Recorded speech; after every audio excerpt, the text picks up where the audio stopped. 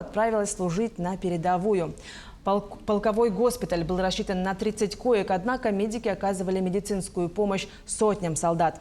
В конечном итоге Зоя Петровна соскучилась по родным и решила вернуться на родину. В настоящее время Зоя Степанова работает медсестрой в клинике и уделяет время своей семье. Помимо этого, она стала одной из женщин, с которыми встретился глава государства Владимир Путин. Он выразил благодарность женщинам, участвующим в специальной военной операции. Очень приятный человек, пообщались. Фонд защитника Отечества решали свои вопросы, а мы рассказали маленькую историю. Работали, не покладая рук. Если поступали, например, 50-100 человек в день, мы все выходили на смену. Нет, не жалею. После СВО я сразу же нашла работу. Работаю старшей медсестрой в клинике